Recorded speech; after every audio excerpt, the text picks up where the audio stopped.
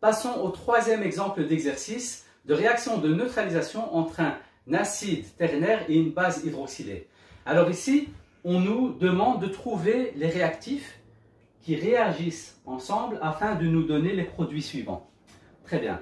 Donc la première étape pour résoudre cet exercice, c'est de noter en dessous de cette équation la formule générale de cette équation. Donc ici, comment est-ce qu'on fait? Ici, nous voyons que Ba, c'est un métal. Donc je note M. On a un groupement NO3. Donc NO3, c'est un groupement XO parce que l'azote, c'est un non-métal. Alors je note ici XO. Et ensuite, je note plus H2O. Eh bien, lorsque l'on connaît parfaitement nos 8 grandes réactions chimiques, eh bien, nous savons que ce qui donne MXO plus H2O, c'est un acide ternaire qui réagit avec une base hydroxylée. Donc, il est vraiment très important de bien connaître nos 8 grandes réactions chimiques. Très bien. Ça, c'est la première étape. Ensuite, la deuxième étape sera de noter au-dessus de HXO MOH de quel acide ternaire et de quelle base hydroxylée s'agit-il. Et pour ce faire, ce n'est pas très compliqué. Ici, nous avons HXO.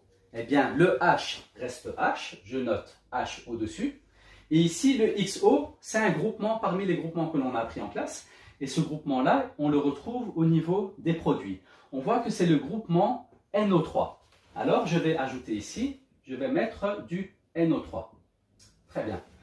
Et puis, pour la base hydroxylée, je vais faire la même chose. Ici, je vois que je dois mettre un métal. De quel métal s'agit-il? Eh bien, allons voir au niveau des produits. Et nous voyons que c'est le barium. Donc, je note ici, au-dessus, Ba pour mon métal. Et puis, OH, mon groupement hydroxyde, je le note OH. Puisque les O et les H, il faut les retranscrire tels quels. Très bien. Troisième étape de l'exercice, il faut vérifier au niveau de nos 2 formules moléculaires que l'on vient de mettre, si les indices sont corrects. Est-ce que mes indices sont corrects au niveau de HNO3? Est-ce que mes indices sont corrects au niveau de BaOH? Et pour ce faire, nous allons utiliser la méthode du chiasme. Nous avons donc effectué la méthode du chiasme.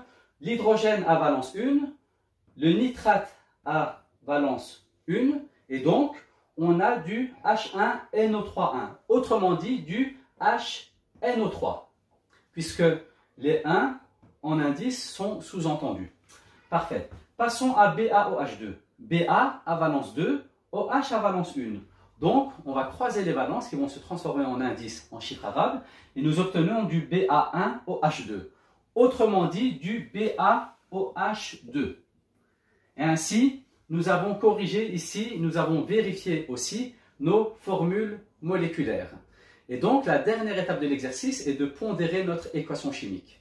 Pour pondérer une équation chimique, on fait d'abord un état des lieux en comptant chaque atome qu'il y a dans chacune de nos formules moléculaires. Très bien, donc ceci est déjà fait. Et maintenant, on va commencer par pondérer les métaux, les non-métaux, les hydrogènes et on va terminer avec les oxygènes. Donc, mon métal ici, c'est le barium. Donc ici, je vois que j'ai un atome de barium au niveau des réactifs et j'en ai un au niveau des produits, donc c'est déjà pondéré. Ensuite, on va passer aux non-métaux. Les non-métaux ici, c'est notre azote. Je vois que j'ai un azote au niveau des réactifs et j'en ai 2 au niveau des produits.